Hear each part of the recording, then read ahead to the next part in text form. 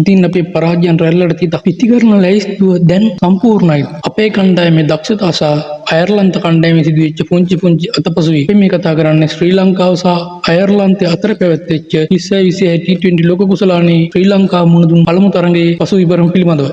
Hello අයිබෝවන් cricket වලට ආදරය කරන සැමට ක්‍රිකට් ක්‍රීඩාවේ අලුත්ම සහ වෙනස්ම තොරතුරු ඔබට ගෙන අපි ක්‍රිකට් ෆැනාටික්.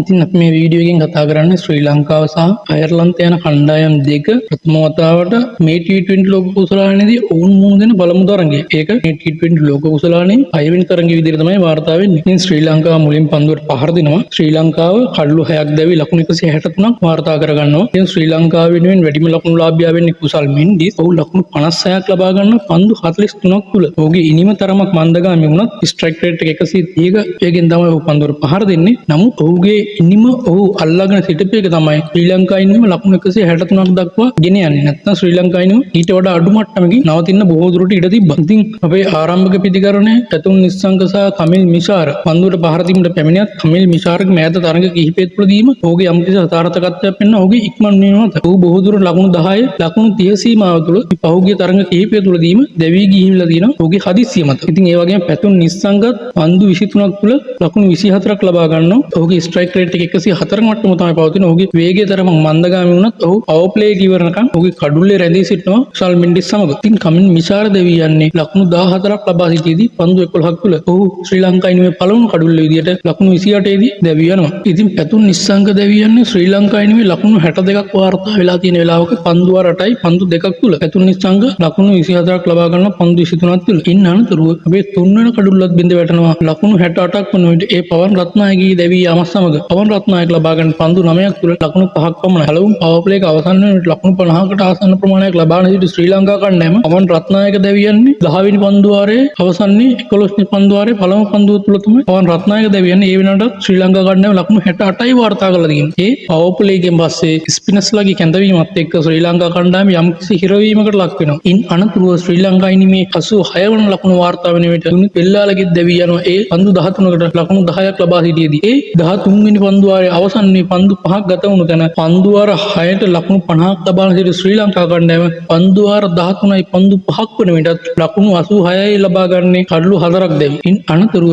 චරිත අසලංක වෙනුවට මේ තරඟය තුළ ක්‍රීඩා කරේ කමිදු මෙන්ඩිස්. කමිදු මෙන්ඩිස්ගේ සම්බන්ධ වීම සමග කුසල් මෙන්ඩිස් සහ කමිදු මෙන්ඩිස් එකතු වෙලා ලකුණු 153ක් දක්වා ශ්‍රී ලංකා ඉනිම ගොඩනගනවා පන්දු වාර 18යි පන්දු 4ක් තුළ. ඒ අවස්ථාවේදී දැවී යන්නේ කමිදු මෙන්ඩිස්. ඔහු ඒ වෙනුවට ලකුණු 44ක් ලබාගෙන සිටිනවා පන්දු 19ක් තුළ. ශ්‍රී ලංකා ඉනිමේ ස්ට්‍රයික් රේට් එක 200ට එහා වාර්තා කරනවා. 231.7ක වේගයකින් ස්ට්‍රයික් රේට් එකක් තියාගෙන ඔහුගේ මේ පන්දු 19ක් තුළ ලබාගත් ලකුණු 44 තුලින් තමයි ශ්‍රී ලංකා ඉනිම ලකුණු 163ක් දක්වා යන්නේ. එහෙම නැති වුණා නම් ශ්‍රී ලංකා ඉනිම බොහෝ දුරට ලකුණු 130 140 සීමාවේ රැඳීමට බොහෝ දුරට ඉඩ තිබුණා. මොකද කඩුළු බිඳී යාමත් සමග මැද පෙළේ කුසල් මෙන්ඩිස් පමණයි ඔහුගේ කඩුල්ල ආරක්ෂා කරගෙන සිටියේ. ඔහුගේ ඉනිම මන්දගාමී වුණා. ඉතින් මේ කමිදු මෙන්ඩිස්ගේ මේ ලකුණු 44 ශ්‍රී ලංකාවට මේ තරඟ ජයග්‍රහණය කර ගැනීමට බොහෝ සෙයින් වැදගත් වුණා. ඉන් අනතුරුව කමිදු මෙන්ඩිස්ගේ දැවී යාම සමග පිටියට පිවිසෙන්නේ නායක දසුන් සානක. ඔහුට මුහුණ දෙන්න හැකි වෙන්නේ එක පන්දුවකට පමණයි. ඔහු මුහුණ දෙන පළවෙනි පන්දුවෙම දැවී යනවා. වනින්දු හසරංග පන්දු දෙකත් තුළ එක ලකුණක් ලබාගෙන නොදැවී කඩුල්ලේ රැඳී සිටිනවා. කුසල් මෙන්ඩිසුත් නොදැවී කඩුල්ලේ රැඳී සිටිනවා. ඉතින් ශ්‍රී ලංකා ඉනිමේ කඩුළු බිඳ වැටීම ගැන සලකා බැලද්දී 28 දී පළවෙනි කඩුල්ල, 62 දී දෙවෙනි කඩුල්ල, 68 දී තුන්වෙනි කඩුල්ල, 86 දී හතරවෙනි කඩුල්ල විදිහට ඕවර් 13යි පන්දු 5ක් වන විට. ඉන් අනතුරුව තමයි ලකුණු 153ක් දක්වා කමිදු මෙන්ඩිස් සහ කුසල් මෙන්ඩිස් ඉනිම ගොඩනගන්නේ. ඉතින් කමිදු මෙන්ඩිස් දැවී යන්නේ පන්දු වාර 18යි පන්දු 4ක් තුළ. ඉන් අනතුරුව 153 දී 6 වෙනි කඩුල්ලත් බිඳ වැටෙනවා ශ්‍රී ලංකා ඉනිම. ඉතින් ශ්‍රී ලංකා ඉනිම තුළ අයර්ලන්ත ක්‍රීඩකයන්ගේ පන්දු යැවීම ගැන සලකා බලද්දී ඇතුළු හම්පයස් ඔහු පන්දු වාර 4 ලකුණු 44කට සීමා කරනවා. ඒ වගේම මාක් එඩය ඔහු පන්දු වාර 4 ලකුණු 33කට සීමා කරමින් කඩුල්ලක් දවා ගන්නවා. ඒ වගේම බැරි මැක්රසි ඔහු පන්දු වාර 3ක් ලකුණු 40කට සීමා කරමින් කඩුළු 2ක් දවා ගන්නවා. ඒ වගේම ජෝර්ජ් රොක්වෙල් ඔහු පන්දු වාර 4 ලකුණු 17කට සීමා කරමින් කඩුළු 2ක් දවා ගන්නවා. ඔහුගේ ඉතා දක්ෂ පන්දු යැවීම ශ්‍රී ලංකා ඉදිරියේ ප්‍රදර්ශනය කරලා තියෙනවා. ඒ වගේම ග්‍රේට් ඩෙනලි ඔහු පන්දු වාර 4 ලකුණු 24කට සීමා කරමින් එක් කඩුල්ලක් දවා ගන්නවා. ඒ වගේම හැරි ටෙක්ටර්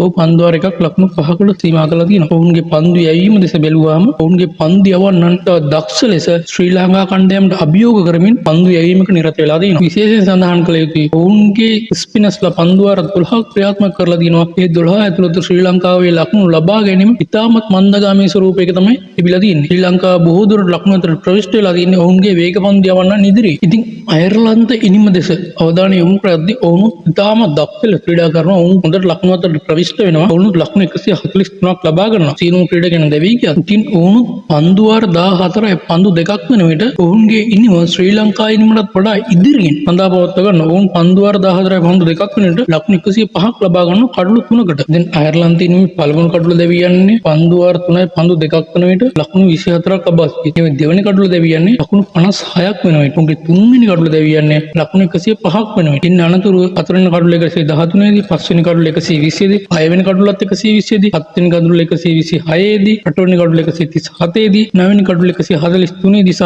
10වෙනි කඩලු 143 දී විදියට අනතුරුව ලකුණු 105න් පස්සේ කඩලු 7ක් එක දිගට කඩා වැටෙනවා. අයර්ලන්ත කණ්ඩායමේ නායක පෝල් ස්ටාලින් පන්දු 13ක් තුළ ලකුණු 6ක් ලබා සිටිදී දැවී යනවා. පළමු කඩලු විදියට රොස් ඇඩය ඔහු පන්දු 23ක් තුළ ලකුණු 34ක් ලබා ගන්නවා. ඔහු පවර් ප්ලේ එක තුළදී ශ්‍රී ලංකා පන්දු යවන්නට දක්ෂ ලෙස පන්දුවට පහර දෙනවා. හැරි ටෙක්ටර් ඔහු තමයි අයර්ලන්ත කණ්ඩායමේ වැඩිම ලකුණු ලාභියා. ඔහු පන්දු 34ක් තුළ ලකුණු 40ක් වාර්තා කරනවා. ලෝකන් ටක ඔහු පන්දු 18ක් තුළ ලකුණු 21ක් ලබා ගන්නවා. හතරවෙනි පිටිකරුවා විදියට. කර්ටිස් චැම්පර් ඔහු පන්දු 11ක් තුළ ලකුණු 13ක් ලබා ගන්නවා. ඉන් අනතුරු ලකුණු 10 සීමාවට පැමිණෙන්නේ මාකඩය පමණයි. මැද පෙළ සහ පසු පෙළ කඩා වැටීම ඔවුන්ගේ පරාජයට බොහෝ දුරට හේතු වුණා.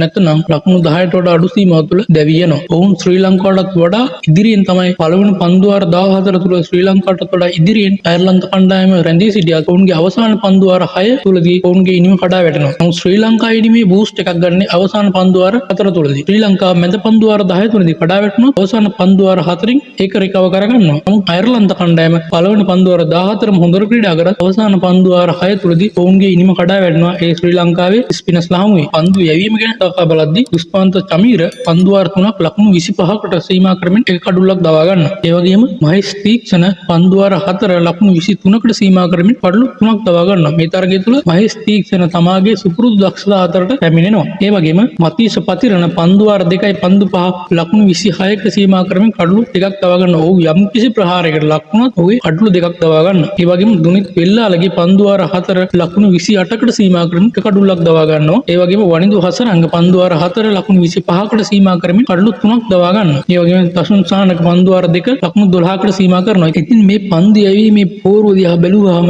ශ්‍රී ලංකා ස්පිනර්ස්ලා අතර වනිදු හසරංග, මහේෂ් තීක්ෂණ, දුනිත් වෙල්ලාලගේ අතර කඩලු 7ක් බෙදී ගිහිල්ලා තියෙනවා. වේග පන්දු යවන දෙදෙනා අතර කඩලු 3යි බෙදී ගිහිල්ලා තියෙනවා. බොහෝ දුරට පසුගිය කාලයේම තරඟවල ශ්‍රී ලංකා කණ්ඩායමේ පන්දු යැවීම යම්කිසි මට්ටමකින් හොඳ තත්ත්වයක තියෙනවා. ලංකාවේ පිතිකරණය තමයි යම්කිසි දුර්වලතාවයක් දක්වන්නේ. ඒකත් ආරම්භක පිතිකරණයේ යම්කිසි පවර් ප්ලේ එක උදින් ක්‍රීඩා කරත් මැද පෙළින් පන්දු වාර 10 තුළ මැද පෙළේ අසාර්ථක වීමක් තමයි ශ්‍රී ලංකා කණ්ඩායමේ ගෙනියන්නේ. ඒක මේ තරඟයේදී දැක්කා. ඉතින් මැද පන්දු වාර 10 තුළදීම අපි ලබා ගන්න ලකුණු 50ක් 60ක් අතර පොඩි ලකුණු ප්‍රමාණයක් අපිට මේ ලකුණු ප්‍රමාණය ලකුණු 75ක් දක්වා වර්ධනය කරගන්න පුළුවන් නම් ශ්‍රී ලංකා කණ්ඩායමේ ලකුණු 180 ටාගට් එකට පහසුවෙන් ගමන් කිරීමේ හැකියාවක් තියෙනවා. ඉතින් අපි 20යි 26 T20 ලෝක කුසලානේ අපි ජයග්‍රාහී ලෙස ආරම්භ කරත් අපිට මේ පළවෙනි වටේදී මුණ ගැහෙන ප්‍රබල ප්‍රතිවාදියා වන්නේ ඕස්ට්‍රේලියානු කණ්ඩායම. ඒ තරඟය අපි ජයග්‍රහණය කරත් නැතත් අපිට සුපර් 8 යාමේ හැකියාවක් තියෙනවා. ඉතිරි කණ්ඩායම් තුන සමග ක්‍රීඩා කිරීමෙන් ජයග්‍රහණ ලබා ගැනීම. ඉතින් අපි සුපර් 8 වලට ගියාට පස්සේ අපිට මුණ ගැහෙනවා ප්‍රබල රටවල්.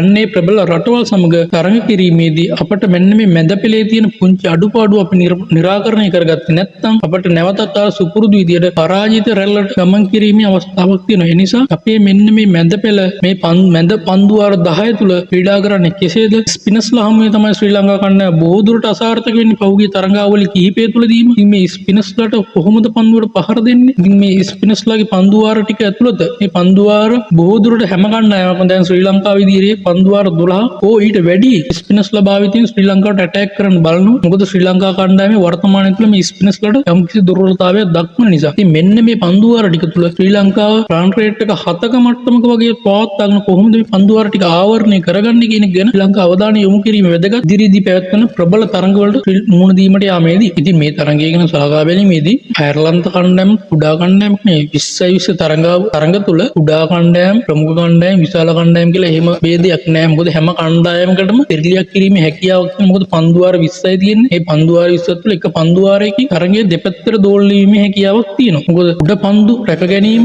ෆීල්ඩින් එකේදී අතරේ ලැක්වීම තුලින් විශාල වශයෙන් තරඟයේ වෙනස් කිරීම ප්‍රතිඵලය වෙනස් කිරීමේ හැකියාවක් තියෙනවා. අද තරඟයේ බැලුවොත් කුසල් මෙන්ඩිස් වගේම එසුපිතිකරුණු ලබා දීපු උඩපන්දු කිහිපයක්ම අයර්ලන්තය තුලින් පිළිහි යනවා. මේ උඩපන්දු කිහිපය තුලින් කුසල් මෙන්ඩිස්ගේ හෝ වෙන යම් උඩපන්දු රැක ගැනීමක් සිද්ධ වුණා නම් බොහෝ දුරට තරඟයේ ප්‍රතිඵල මීට වඩා වෙනස් වෙන්න තිබ්බා. මොකද කුසල් මෙන්ඩිස් තමයි ශ්‍රී ලංකාවේ නැංගුරුම වගේ ඇඳ පෙළ ඇදගෙන ගියේ මැද ඕවර් කිහිපය තුල ශ්‍රී ලංකාව ඉනිම අවසාන වනතේ. ඒ අතරතුර කුසල් මෙන්ඩිස්ගේ කඩුල්ල බෙඳ වැටුණා නම් ශ්‍රී ලංකාව නැවතත් සුපුරුදු විදියට අරක් සුපුරුදු කඩා වැටීමම සිද්ධ වෙන්න බොහෝ දුරට ඉඩ තිබ්බා. ඉතින් මෙන්න මේ උඩපන්දු සහ පන්දු රැකීමෙන් වෙන යම්කිසි පුංචි අඩුපාඩුකම් නිසා බොහෝ දුරට මේ 20 තරඟ පැරදීමේ සම්භාවිතාවයක් තියෙනවා. ඉතින් ශ්‍රී ලංකා කණ්ඩායම මින් ඉදිරියට මේ තරඟ අවලිය තුල ඉතිරි තරඟ කිහිපයක් ජයග්‍රහී ලෙස නිමා කරලා සුපර් 8 වලට ගිහිල්ලා එතනින් සෙමි ෆයිනල් එකක් යයි කියලා තමයි ශ්‍රී ලාංකිකයන් විදිහට අපේ බලාපොරොත්තුව තියෙන්නේ. ශ්‍රී ලංකා කණ්ඩායමට හැකියාව තියෙනවා, භූමියේ වාසිය තියෙනවා. ඉතින් මේ ක්‍රීඩා කිරීමේදී ශ්‍රී ලංකාවේ ජයග්‍රහණය කෙරෙහි ප්‍රධානම සාධකය වෙන්නේ ශ්‍රී ලංකාවේ පිතිකරුවන්. ඒ පිතිකරුවන් අතේ තමයි ශ්‍රී ලංකාවේ ජයග්‍රහණය මේ ලෝක කුසලානේ කොච්චර දුරට ගමන් කරනවද කියන එක රඳා පවතින ශ්‍රී ලංකාවේ පිතිකරණය මත. ඉතින් ශ්‍රී ලංකාවේ පිතිකරුවන් මේ වගකීම බාරගත යුතුයි. ශ්‍රී ලංකාවේ පන්දු යවන්න පසුගිය තරඟ කිහිපය තුලදීම තමන්ගේ දක්ෂතාවය ප්‍රදර්ශනය කළා තියෙනවා. පන්දු යවන්නන්ට